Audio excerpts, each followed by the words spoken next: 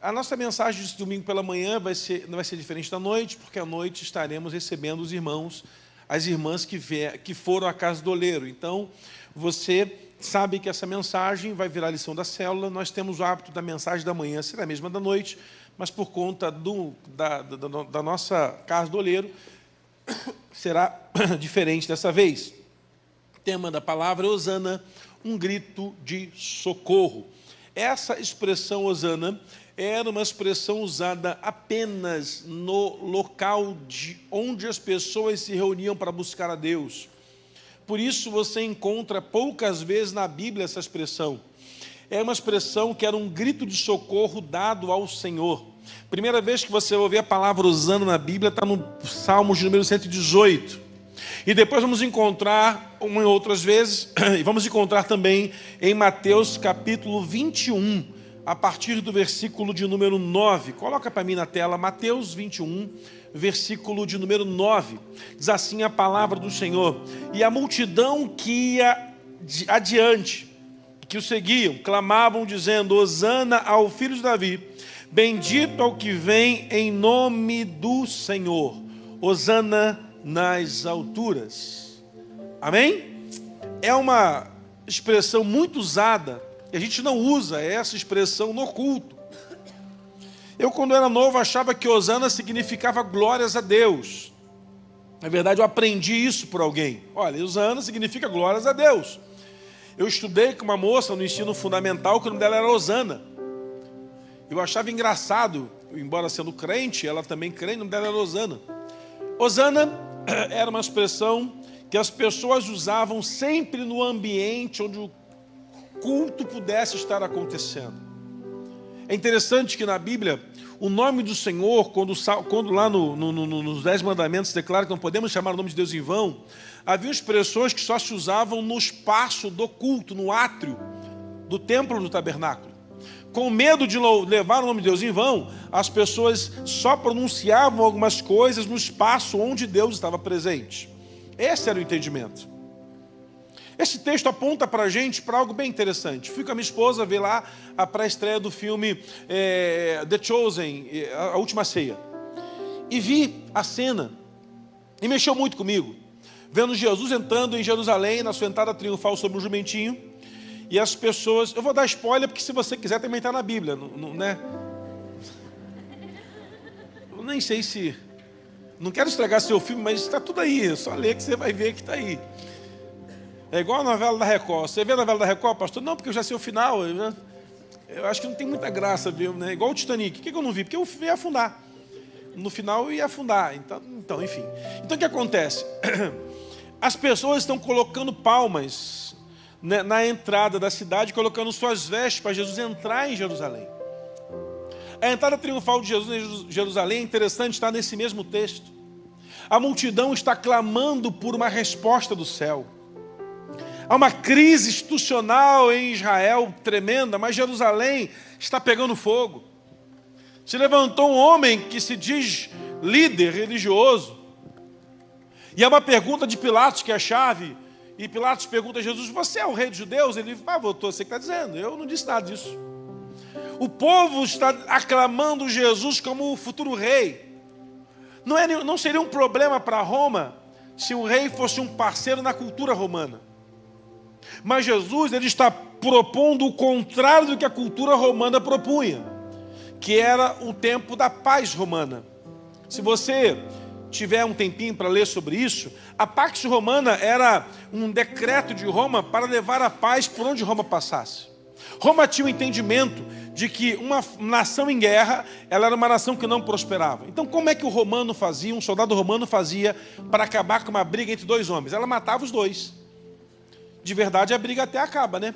Então, vindo uma pessoa brigando, o soldado vai lá, mata os dois, paz romana. A paz de Roma era pela espada.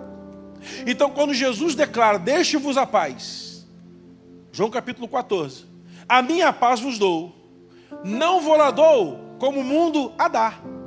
Ele está mandando uma mensagem para Roma dizendo o seguinte: a paz que eu deixo para vocês é bem diferente da paz que o mundo está propondo para vocês. Essa mensagem não dá muita importância para nós, porque nós não entendemos o contexto de onde ela é declarada, mas ela repercute no exército. Então Roma fica em alerta, está se levantando mais um revolucionário, mais um homem que vai pegar a espada para lutar contra Roma e tentar destomar mais uma província que nos dá muito lucro, nós não podemos permitir. Há mais ou menos uns anos atrás, há uns 70 anos antes de Jesus nascer, se levantou um homem muito importante na cultura dos hebreus, chamado Teudas. Teudas se dizia ser o Messias. Esse homem, ele, com a espada, ele começou a juntar um grupo de revolucionários. E esse grupo de revolucionários da tribo dos Sacariotes, sabe por que eu estou falando isso? Tem nada a ver com o que eu botei ali, cara. Vamos seguir.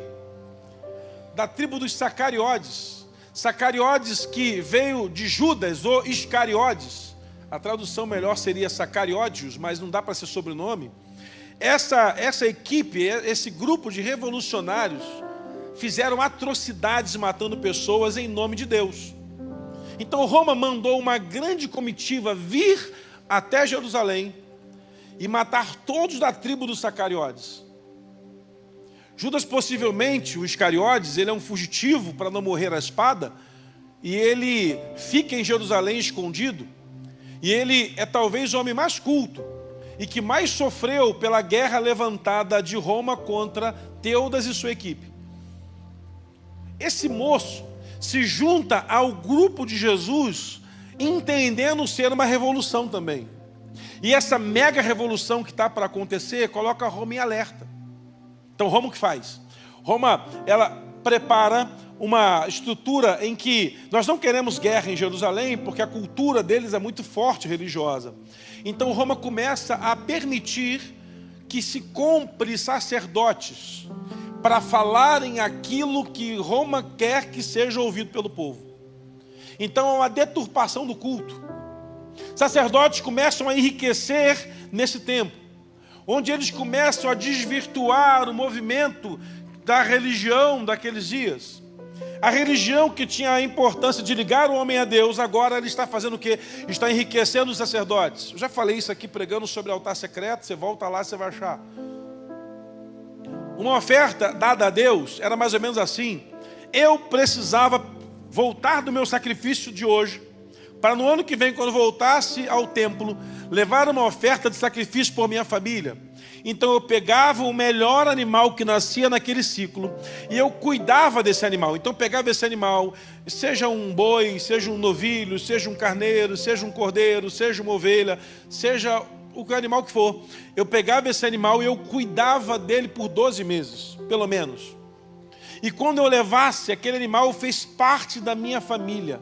Oferta naquele contexto tem a ver com envolvimento. Eu precisava me envolver com a oferta, eu tinha que cuidar do animal, levar o animal. E como é que os caras faziam? Como é que os sacerdotes faziam? Eles botaram cambistas. Cambista hoje é aquela pessoa que vende ingresso em estádio de futebol, que não tem mais. Eu ia para o jogo de estádio de futebol, eu chegava lá, tinha um montão de cambista. É crime, mas ninguém prende. O policial está do lado do cara vendendo ingresso. Eu chegava no estádio para comprar ingresso. Vai comprar ingresso? Vou. Vai, quer ficar? Não, eu quero ficar na arquibancada. Quanto custa? R$70. Te faço por 100 a arquibancada. Não, não faço. 180 você e seu filho. Tentador para não entrar na fila. Não, eu vou comprar na fila. Não, eu faço por 152. Meu irmão, em nome de Jesus, sai daqui. Antes que eu chame a polícia. É do lado da policial, do lado dele. Mas você não vai prender? Não, não estou vendo nada. A corrupção está aí, meu irmão. A gente reclama de Brasília, mas a gente está do lado da corrupção todo dia. E o que é interessante é que esses homens, os cambistas, armavam lá banquetas para vender o sacrifício. Então eu chegava em Jerusalém, sem sacrifício nenhum, comprava meu animal, o cidadão pegava o animal, ó, Deus abençoe, eu sou Manuel, Deus abençoe. O cara ia embora, ele saía com o animal, entregava ao sacerdote, o sujeito ia para o templo, o animal depois voltava de novo para a banqueta, e era vendido para outro, e outro, e outro, e outro, e outro, e assim fazia. O povo está cansado disso. Não há a quem recorrer. Jesus, nesse contexto, aparece.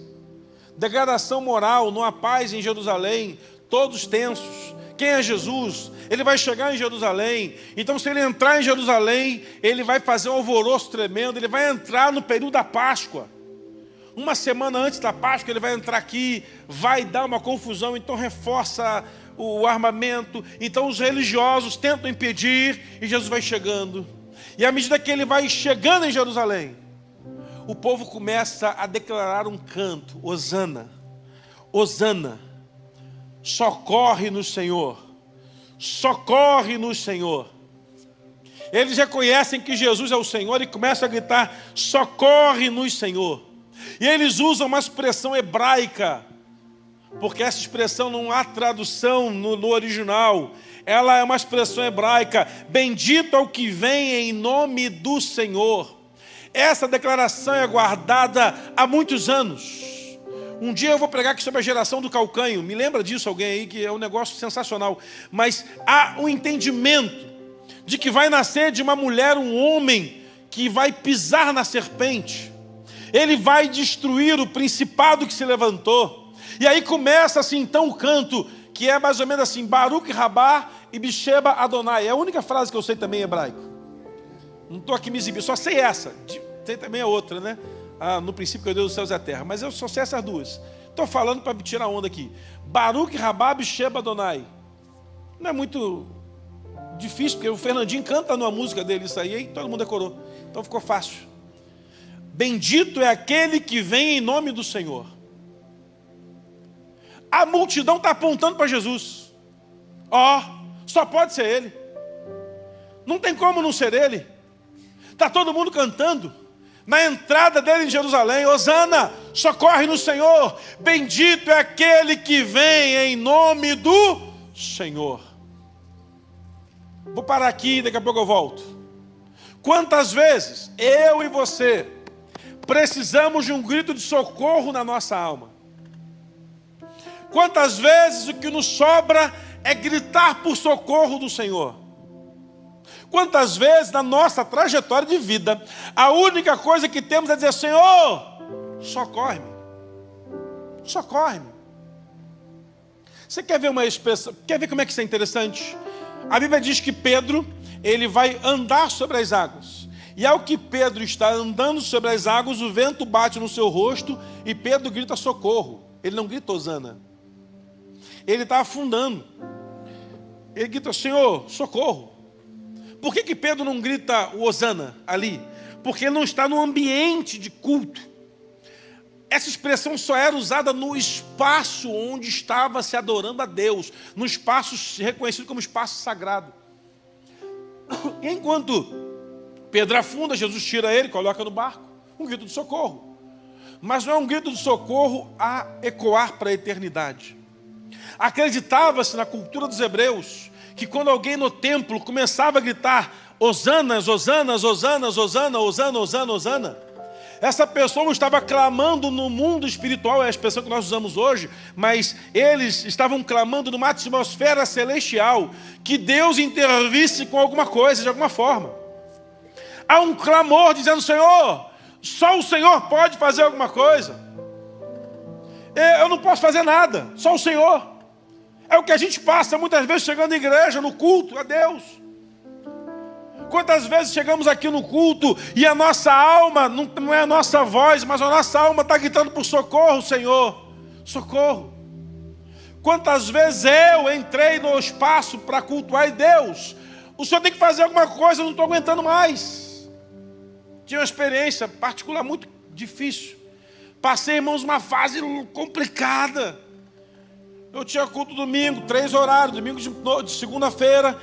Acabou o culto, segunda-feira, eu tenho que ir numa igreja cultuar a Deus. E Vivi não pôde comigo, eu peguei o carro, fui na igreja de um amigo meu que fazia um culto terça-feira, que era o culto do clamor. A igreja, irmãos, o Alessandro tinha... Aquele negócio não era normal, como não é até hoje.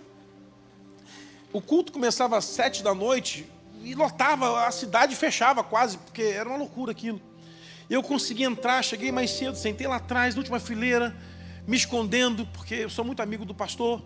Um diácono: você não é o pastor Luiz Wagner? Ele falou: tu dizes. tu dizes. Pastor, vem cá, Vamos lá no gabinete. Eu falei, não, irmão, estou bem aqui. Não, vamos lá. Está esperando alguém? Não, é só o Deus me visitar. Me levou para o gabinete, sentei lá, o Alessandro Vaguinho, tudo bem? Beijou, tá, o nosso Flamengo perdeu de novo. A fase estava ruim, meu Deus do céu. Até o meu time estava perdendo, misericórdia. Quando o negócio está ruim mesmo, né, irmão?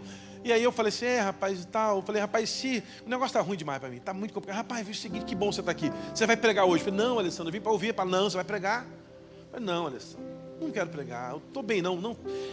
No dia forte é que eu sou fraco, no dia fraco é que eu sou forte. Quando eu estou mal é que eu estou bem. Rapaz, tem como ser outro dia? Não, agora, vai lá e prega. Não tem nem esboço. Ele bateu assim no meu peito. Está aqui o esboço no teu peito, varão. Ah, miserável. Preguei lá, irmão, nem sei o que eu falei. Acabei de pregar, fiz apelo, converteu gente. Está vendo? Falei, rapaz, eu estou pior agora. Que eu vim aqui para ouvir Deus. Quarta-feira, culto de novo na igreja. Quinta-feira, peguei o carro, fui dirigindo sem saber para onde ir, irmão. Enchi o tanque, entrei numa cidade lá do interior e vi aquela igreja com porta de loja. Parei o carro do lado da igreja, vi uma senhora tocando um pandeiro, falei, aqui que eu me escondo. Sentei lá e aquele culto do pandeiro, cadê o Eliezer? Aquele culto do pandeiro, irmão. E aquela irmã cantava e o povo adorava e o pregador não conseguia conjugar um verbo no tempo certo, irmãos. Eu erro 5 de cada 10, eu erro 1. Ele errava de cada 10, ele errava 11. Falei, meu Deus do céu. E Deus falando comigo ali, eu chorando. E uma senhora veio, Senhor, liberta esse moço, que ele largue a droga. Que esse espírito que atormenta ele saia. Que a prostituição não bata na sua casa, restaura o casamento, e chorou. E aí veio uma outra e me entregou uma revelação, e foi uma beleza. Eu estava muito mal, irmãos. Quando o culto terminou, a pastora falou assim, irmãos, estamos com um desafio gigante aqui na igreja. Amanhã vem essa última parcela do nosso terreno que nós compramos. E só Deus para nos visitar nesse dia, irmãos. Eu estava lá sentado, já querendo sair, para ir embora. Ela falou assim, irmãos, Deus vai nos honrar. Precisamos de uma oferta absurda, que nós não conseguimos esse mês levantar a última parcela. Eu pensei assim, rapaz, deve ser um desafião, né? Que Deus nos visite, irmão, essa amada Deus vai fazer um milagre, que amanhã a moça vem aqui receber. Não temos o que fazer, já contamos a oferta, não vai dar. Eu pensei assim, Senhor, se eu tivesse, eu dava. E o Espírito Santo falou comigo assim, mas você tem. Aí eu falei, Senhor, eu vim aqui para pedir ajuda. Se é que o Senhor entende. E a minha mulher nem está aqui, ela vai brigar comigo, Senhor. Então não vai. Aí eu falei assim com a pastora, qual o valor do gigante desafio? R$1.000. Falei, mas por 1.000, minha irmã, eu vou dar? Deus mandou eu dar. O quê? Aceita cheque? Não, a moça só recebe em dinheiro. Tem algum banco aqui que não tem onde sacar? Amanhã eu volto para trazer o dinheiro. O senhor vai voltar mesmo? Volto, amanhã eu volto aqui para trazer o dinheiro. Fui para casa bem, irmão. O que para eles era um gigante, para mim era um valor tranquilo de resolver. Voltei lá com 1.500. Cheguei lá e parei o carro. Era umas 10 da manhã. Cheguei lá aqui, irmã, vou dar uma oferta para você abençoar a igreja, para abençoar a obra aí. Me conta a história dessa igreja. E o pastor, irmãos, começou a falar. Eu comecei a chorar, irmãos. Ele disse, pastor, a nossa igreja sede emancipou essas congregações que pagavam aluguel. E nós compramos esse terreno aqui. E eu vendi minha casa para dar adiantada nesse terreno. Vendi meu carro para pagar as parcelas. E a nossa igreja está aí. E eu falei, o irmão mora onde? Eu moro aqui nos fundos da igreja. E quanto custou? Um valor até considerável. Ele vendeu a casa, ele era aposentado da companhia de limpeza urbana. A esposa era ele era aposentado da companhia de limpeza urbana e a esposa era aposentada do INSS. Nós estamos morando aqui. Aí eu fui na casa dele, me colocaram numa mesa, tudo muito bonitinho, mas uma casa muito simplesinha, só eles dois. Falei, você dizendo que o senhor vendeu sua casa para comprar aqui? É. E está no nome de quem é o prédio? Da igreja, não é meu. Porque não sei se o irmão sabe, nada que a gente constrói nessa terra é nosso. Eu achando que eu estava mal, irmão. Falei, eu estou péssimo. Eu estou péssimo. Mas o irmão vendeu a casa própria. Pastor, você não tem... Ele nem sabia que era pastor. Meu irmão, você não imagina o quanto Deus vai fazer de transformação nessa cidade com essa igreja. Nós sempre carregaremos um grito de socorro na nossa alma. O problema é que o nosso grito de socorro tem a ver com nossos caprichos. É aquilo que eu preciso, é aquilo que eu quero, é a pancada que eu levo, é a ação da enfermidade que bateu na minha porta. Irmãos, eu saí dali desafiado a entender que eu podia fazer muito mais para Deus. E a minha cura naquele momento veio quando eu encontrei alguém que elevou no meu entendimento o poder de semear a Deus aquilo que é para ser semeado.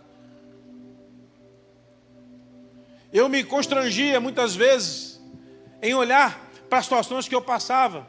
E é claro que eu não sou da teologia da miséria, muito pelo contrário, ela nem é bíblica. Mas quando eu olho para as pessoas que deixaram tudo o que faziam, falaram, agora eu vou para lá.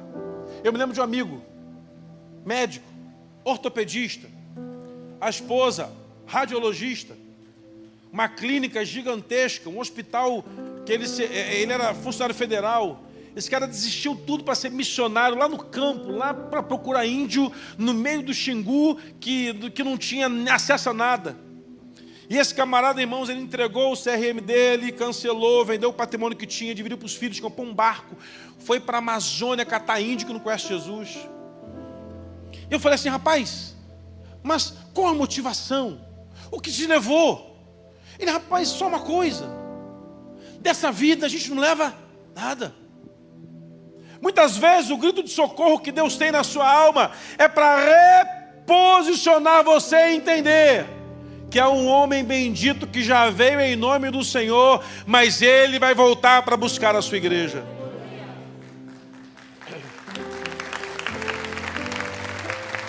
E o que eu vou apresentar? O que eu vou apresentar ao Senhor? O filme A Lista de Schindler mexe com a gente. Um camarada que começa a comprar judeu para não ser morto em campo de concentração nazista. O Schindler vai lá no filme, ele compra judeu e está comprando tudo que é judeu, criança, mulher, grávida, e vai comprando judeu. Mas tem uma cena que eu tenho que chorar, porque todo crente eu acho que chora quando vê isso.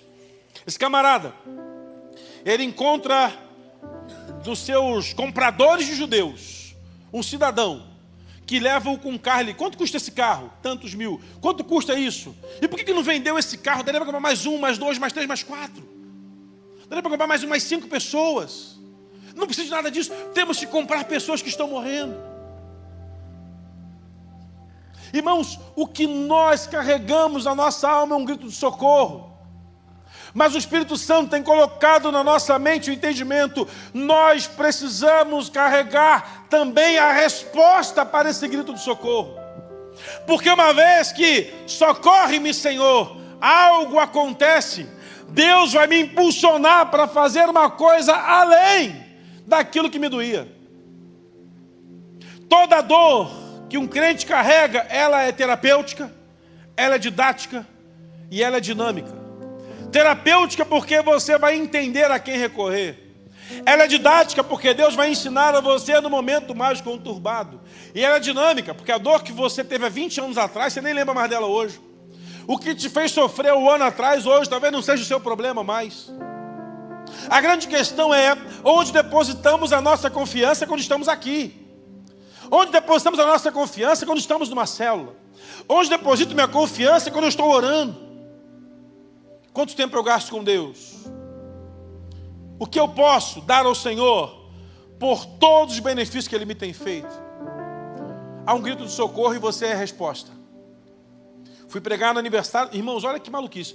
Fui pregar no aniversário de uma cidade. Eu nem sabia que tinha isso. Eu nem sabia, não conhecia. Só um pastor me convidou, fui lá, cheguei para pregar no aniversário, um evento legal, numa quadra. Quinta igreja, sexta Ivete Sangalo, sábado o outro lá e domingo o outro lá. Cheguei, não tinha vaga em hotel. O pastor falou assim, você vai ficar na casa do pastor da igreja tal, vai se hospedar lá, é um apartamento bacana, beleza, tal. Meu amigo estava recebendo uma banda na casa dele. E eu fui pregar, preguei, e tem que prefeito, uma confusão, é uma coisa louca. Acabei de pregar, entrei no carro, fui com o pastor daqui, sentei na mesa do pastor. A esposa do pastor fez uma carne assada, colocou uma lasanha. Irmão, uma lasanha é um negócio de Deus também, né? Fala, uma lasanhazinha bom, né? Qual é a lasanha? Mineiro come lasanha? Come, né? Para mim, mineiro só comia pão de queijo. Uma lasanha, coisa boa, irmão. Uma lasanha, um pudim e tal. Sentei na mesa. E a esposa do pastor falou assim: pastor, posso falar um negócio para o senhor? Eu falei: pode. O senhor é o anjo que Deus mandou na minha casa. Eu disse: amém. Não, o senhor não está entendendo. Eu estava orando. E Deus falou assim: vou mandar um anjo na sua casa. Eu falei: essa senhora tem problema. Mas amém, eu vou dizer, melhor falar que eu sou anjo, que eu sou um demônio, né, irmão? Amém, anjo, amém. E o senhor ia ficar no hotel, mas aí já estava lotado para a banda que veio tocar aí do evento de amanhã, das cantores famosos. E Deus falou assim, para onde o pastor vai? Não tinha onde colocar o senhor. Falei: é desorganizado o negócio. Eu comecei a ficar com raiva. E aí não tinha para onde hospedar o senhor, porque o pastor que é seu amigo. E minha irmã, para onde eu vou? Aí vai para o pastor. Aí eu corri tudo, fiz a melhor carne assada, fiz a melhor lasanha, fiz o melhor tudo. E essa mulher começou a contar a dor que eles estavam vivendo.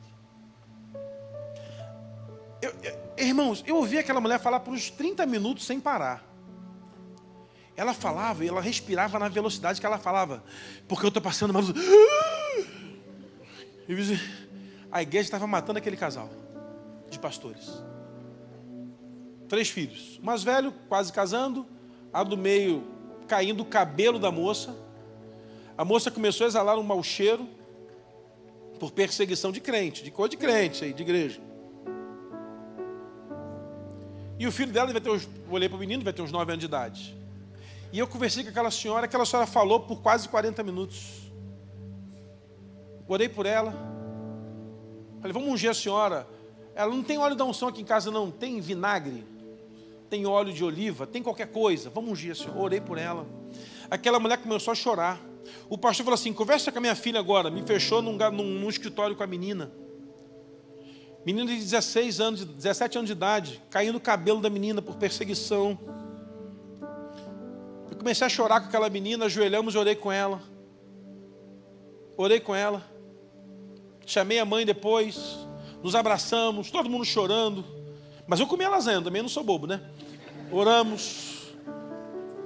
Traz o menino para cá também. Agora eu estou cheio de autoridade. Traz o moço.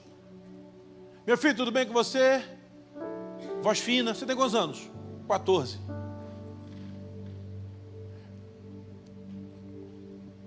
Uma psiquiatra amiga disse que tem pessoas que passam crise que elas param de crescer. A voz de menino era de um menininho de 9 anos de idade. Parou de crescer. Você tem 14 anos, filho? Tem. Aquela madrugada, irmãos, eu não dormi. 6 da manhã, fui para o aeroporto para voltar para o Rio de Janeiro. Esse pastor entregou aquela igreja, seguiu a vida dele, foi pastorear uma outra igreja. 2 anos depois, voltei lá. Para pregar no aniversário da outra igreja, que ele era agora pastor agora. O que me chamou a atenção? A moça estava noiva, linda, cabelo perfeito. O menino cresceu, barba na cara, todo perfumadão, meio... aquele parrudinho assim, peitinho de pombo, sabe? Que é de academia, que fica papago, aleluia. Esse. E eu estou lá no altar para pregar, o pastor fala: irmãos, minha família ia morrer. Estávamos clamando por misericórdia de Deus, Deus mandou um anjo lá em casa. Esse camarada aí. E ele contou a luta que ele estava passando para mim, na ida para o aeroporto. Há horas, irmãos, que o que nós precisamos é clamar por socorro e dizer: Deus, envia um crente que possa ajudar-me nessa caminhada tão difícil. Você não vai vencer sozinho essa guerra. Deus é a fonte, mas o homem fiel de Deus é o canal. Deus vai ser sempre a nossa fonte. É para Ele quem nós gritamos. Mas Deus vai sempre usar alguém para curar um crente que está gritando por socorro. Não fique em batalha sozinho. Grite por socorro. Às vezes você entrou nesse ambiente, está vivendo uma fase muito conturbada, a luta é gigante. O Jesus que entra em Jerusalém, depois que a multidão o ovaciona, ele vai até o templo. E Jesus faz um movimento no templo de expulsar os cambistas. Esses que pegavam o animal e revendiam para as pessoas. Ele põe para fora todo mundo. Ele quebra as cadeias. Ele empurra tudo aquilo que está sobre as mesas. Ele solta as aves para voarem. A libertação naquele momento. Solta os animais para irem embora. E ele começa a gritar. Segundo Joséfo, o grito de Jesus é: permitam que haja libertação na casa do Pai. Aqui se tornou num covil de ladrões, mas essa casa é chamada casa de oração. E acontece um fenômeno que está no versículo seguinte. Um fenômeno. Havia um decreto de Davi proibindo que mancos e aleijados entrassem no templo. Qualquer pessoa enferma era proibida de entrar no templo. Porque quando Davi vai se levantar contra os reis dos jebuseus, o que acontece? O rei dos jebuseus fala: não dá para me vencer, manda os aleijados lutar contra ele. Davi mata todos e fala: está proibido entrar na casa do Senhor. Manco, aleijado, doente, não pode entrar aqui. E Jesus, quando ele expulsa os cambistas do templo, ele manda abrir as portas do templo. E o primeiro povo que entra no templo, cantando louvores, são crianças, aleijados, coxos, enfermos. Se um rei proibiu que doentes entrassem no templo, o Rei dos Reis está restaurando com a sua autoridade que eu e você, mancos, aleijados, enfermos da alma, podemos entrar aqui e gritar: Hosana, Hosana, bendito é o que vem em nome do Senhor. Versículo 14 do capítulo 21. E foram ter com ele no templo os religiosos, não. Levitas, não. Sacerdotes, não. Sumo sacerdote, não. Escriba, não. Foram ter com eles os excluídos, os abandonados, os sofridos, os jogados fora. Entraram cegos, entraram coxos. E Jesus começou a operar milagre naquele lugar. A igreja, lugar de operar milagre. Aqueles que ninguém acredita mais neles. Se alguém declarou que você não tem mais jeito, aqui é o lugar que Deus colocou você. Olha que coisa maravilhosa. Mas Davi decretou, Jesus rasgou o decreto e falou: entrem aleijados, cegos, coxos, vão ser todos curados. E os sacerdotes começaram a dizer: não, não pode. Tem criança gritando Hosana aqui dentro, não pode. Eles estão gritando. E aí Jesus, com a autoridade de pegar a palavra: vocês nunca ouviram dizer que das crianças que ainda mamam no peito se suscita o perfeito louvor? Irmão, o louvor do David Keelan que diz: quero ser como criança. Eu quando estava mal botava essa música para tocar junto com o poderoso Deus. Botava o CD, aleluia, para repetir 70 vezes enquanto eu orava de madrugada. Quero ser como criança, te amar pelo que me dá, pelo que é. Um negócio assim, nem lembro mais direito. E abraça-me, abraça-me. Eu ficava chorando lá sentado no sofá da sala: Senhor, me socorre, Senhor, me socorre. Aí um dia, minha mulher falou assim: meu filho, você não vai dormir não? Eu estou querendo, mas está tão ruim. Eu tenho que gritar: Hosana, socorre-me, Senhor. Irmão, não é fraqueza pedir socorro a Deus, muito pelo contrário, é dependência. É dependência. Quem aprende a depender de Deus, irmãos, sabe quanto vale um grito de socorro? Quanto vale um grito de socorro? Jesus está ali. E agora também, irmão, está todo mundo se movimentando naquela casa. O lugar que era para escriba fariseu ficar ali perturbando, tem os coxos e cegos, que entram coxo, entram cego. Eles não podiam nem entrar. Mas o importante na igreja de Jesus, guarda na revelação do seu coração, o importante na igreja do Senhor, na casa de Deus, não é a forma que você entra aqui. Deus não está preocupado como você entra. Você já entendeu, né? A única preocupação do Espírito Santo é como você vai sair desse lugar. A gente entra derrotado aqui muitas vezes, mas saímos vitoriosos pelo Calvário. Porque aqui é o lugar que o Senhor renova nossas forças. Quando você entra no quarto para oração, Tem até um videozinho, um bannerzinho, que você entra como um gatinho para orar e sai como um leão daquele lugar. Os ambientes onde o Senhor está transformam a nossa condição.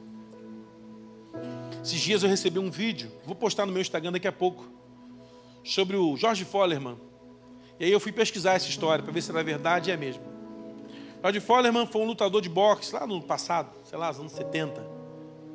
Ele era campeão mundial, um cara nunca tinha perdido uma luta. Foi desafiado por um moço chamado Muhammad Ali. Ele tomou uma surra em 2 rounds, foi nocauteado, foi humilhado, saiu dali, decidiu não ser mais lutador de boxe, se converteu à Igreja Batista, se converteu a Jesus numa Igreja Batista, se tornou pastor de igreja, abriu um orfanato para cuidar de crianças desabrigadas com a riqueza que ele tinha. Anos depois, George Foreman se viu falido, acabou o dinheiro, e ele resolveu aceitar de desafiar Muhammad Ali para ganhar $1 milhão. E ele pensou, eu vou para a luta, o vencedor ganha 30 milhões, o derrotado ganha 1 milhão, 1 milhão já bota o orfanato em dia, a vida que segue. Só que o Muhammad tinha 18 anos a menos que ele. Ele estava há muitos anos sem lutar, se preparou para a luta, e o discurso dele era o seguinte: eu vou para a luta, sabendo que vou perder, vou ganhar $1 milhão, está tudo certo. Vai dar certo, eu pego esse valor, invisto no orfanato e a vida que segue. Só que 2 dias antes da luta, a esposa dele teve um sonho. E a esposa chamou ele no momento de oração e falou assim: meu amor, Deus mandou dizer para você uma coisa. O Senhor mandou dizer que Ele vai te dar a vitória. Meu irmão, sair de casa sabendo que vai voltar com a vitória é mais fácil. Aí a mulher falou assim: mas Deus não falou que você vai ganhar a luta. Deus falou que Ele vai te dar a vitória. E esse camarada foi para o ringue, a luta, 2 dias depois. E a luta foi mais ou menos assim, 13 rounds. Ele apanha no primeiro, apanha muito no segundo, apanha mais ainda no terceiro, apanha bastante no quarto, apanha muitíssimo no quinto. E o velhinho apanhou. No sexto ele apanha. No sétimo eles quase perdem a batalha, só não perdeu porque soou o gongo. No oitavo ele apanha. No nono ele apanha muito, mas no 10º assalto ele já está apanhando muito. No meio da luta, ele acerta um golpe no oponente, o cara bambeou, ele deu mais 2, o cara caiu no chão, derrotado, no 10º round. E o George Foreman corre para o canto do ringue, ele ajoelha, tem vídeo disso, eu vou postar daqui a pouco. Ele começa a glorificar e o repórter pensa, ele está preocupado que perdeu a luta. Ele ganhou por nocaute. Ele está dizendo assim: glória ao Deus poderoso que dá a vitória a quem não tem poder para isso. Glórias ao Deus soberano. E ele é entrevistado e diz: eu acreditava que Deus me daria a vitória. E aí depois, no momento de descontração, ele fala: eu não sabia que ia ser lá no final. Não podia ser no primeiro. Aprenda uma coisa, irmãos: o Deus que dá a vitória só não fala quando vai ser. Permaneça lutando. Permaneça lutando. Não baixe a guarda. Permaneça na batalha. Se precisar gritar socorro, grite mais alto, mas permaneça. Continue. Há uma revelação do céu que em todas as coisas somos mais do que vencedores por aquele que nos amou. O nosso problema é que a gente desiste no meio do caminho. Deus não consegue caminhar com pessoas desistentes. Deus, ele se move com aqueles que são insistentes. Há uma insistência santa no seu coração para dizer: eu vou continuar lutando, porque o meu Deus, ele vai se mover no tempo oportuno sobre a minha vida. Essa convicção e essa certeza é o que Jerusalém carregava, de que um dia viria aquele em nome do Senhor. E eles gritavam: Baruch, Rabá, Bisheba, Adonai. Baruch, Rabá e Bisheba, Adonai. Bendito é o que vem em nome do Senhor. Que bom que ele veio. E porque ele veio, aplaude o Senhor bem forte, irmão. E porque ele veio. E porque ele veio, estamos aqui nessa manhã. E porque ele abriu as portas do templo, podemos entrar com ações de graças, rendendo cânticos de louvores, declarando o quanto ele é fiel para conosco. Por esse motivo estamos aqui hoje. Por esse motivo a gente vem para cá, às vezes moído, rebentado, quebrado. Uma moça me contava um testemunho de que ela, no estágio mais avançado do câncer que ela carregava, ela ia para o hospital, fazer quimioterapia, se arrastando, quebrada, moída, mas com a Bíblia dela embaixo do braço, sentava naquela poltrona, sabendo que passaria ali algumas horas, mas dizendo para quem estava ao seu lado: Deus te ama e quer mudar a sua vida. Essa moça criou um grupo na época, uma comunidade no Orkut, aleluia, comunidade no Orkut, de pessoas que faziam quimioterapia. E ela marcou um culto de gratidão pela vitória dela ao final. E foram 2 famílias no culto. E ela foi testemunhar. E as famílias foram testemunhar. E uma moça chegou lá e disse: eu pensava em desistir, mas vi essa senhora sentada aqui, dizendo para mim: Jesus vai fazer uma obra na nossa vida. Um grito de socorro: socorre-me, Senhor. O grito de socorro da Roberta ministrou o coração de outras pessoas, que não só foram curadas como ela, mas foram transformadas pelo poder do Calvário. O seu grito de socorro vai transformar vidas que estão sofrendo e gemendo nesse tempo. Eu quero dizer para você, meu irmão, em nome de Jesus, que o chamado do Senhor para mim e para você não é para andarmos em sofrimento, mas é sabermos a quem clamar. Há um clamor no nosso coração: Senhor, volta para nos buscar. Vem, Senhor, nos buscar. Mas enquanto o Senhor não está vindo, temos uma certeza: eu continuarei gritando: socorre-me, Senhor. Socorre-me, Senhor. Se eu precisar de socorro hoje, socorre-me. Se eu precisar amanhã, socorre-me. Se eu precisar ao resto da vida, eu vou gritar: socorre-me. O entendimento do gritador do texto é: hosanas, hosanas, hosana das maiores alturas. Bendito é aquele que vem em nome do Senhor. Coloque a mão sobre o seu coração, feche seus olhos, vamos orar ao Senhor nessa manhã. Ah, Jesus, volta para nos buscar, Senhor. Volta para buscar a sua igreja, Senhor. Estamos necessitados, Pai, de uma ação poderosa do céu nesse tempo. Estamos necessitados, Senhor, de uma ação extraordinária do Senhor nesses dias. Oh, Senhor, precisamos que o Senhor se mova. Se você é uma pessoa que está aqui nessa manhã, está por esse grito de socorro, eu quero convidar você a sair do seu lugar e vir ao altar do Senhor, até ajoelhar aqui. E ao se ajoelhar, você está dizendo: Senhor, eu estou aqui, Senhor. Hosana, bendito é o que vem em nome do Senhor. Hosanas, hosanas nas maiores alturas. Sai do seu lugar, pode vir até o altar do Senhor, não tenha vergonha. Se ajoelha aqui e fala: Senhor, eu estou aqui. Ah, Jesus, eu estou aqui, Senhor, me ajuda, Senhor. Me socorre, Deus. É uma crise maior do que o que eu posso imaginar. É uma dor tão profunda que eu não sei nem para onde vou. Mas uma certeza eu tenho, de que o meu Senhor está comigo, de que o meu Redentor vive e de que Ele é fiel para cumprir tudo aquilo que Ele um dia prometeu. Vamos orar. Você pode se colocar de pé em nome de Jesus. Amém. A gente terminar bem essa expressão, hosana nas alturas, veio com o seguinte entendimento: o meu socorro não vem de qualquer lugar. O meu socorro vem do Senhor, que fez os céus e fez também a terra. Davi no Salmo 121 fala: eleva os meus olhos para os montes, de onde me virá o socorro? E Davi mesmo responde: o meu socorro vem do Senhor, que fez os céus e fez também a terra. O nosso socorro vem do Senhor. Senhor, obrigado, porque nas maiores alturas o Senhor consegue ouvir o nosso grito de misericórdia e socorro. Há um clamor no meio do teu povo dizendo: Senhor, socorre-nos. Socorre-nos, Senhor. Visita-nos com teu socorro nesse tempo. Às vezes, Pai, é um diagnóstico clínico.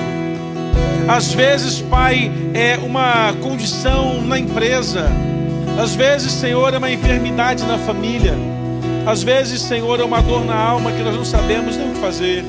Mas, Pai, nessa manhã, o nosso pedido de socorro é ao Senhor, que um dia abriu essas portas para nós, coxos, cegos, enfermos, entrarmos aqui e sairmos curados pelo Senhor.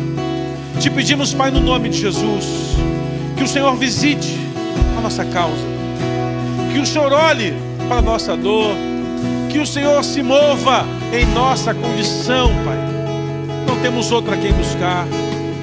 Até porque se buscássemos socorro em outro, nada valeria. Porque a tua palavra declara que o nosso socorro vem do Senhor. Socorre no Senhor. Socorre no Senhor.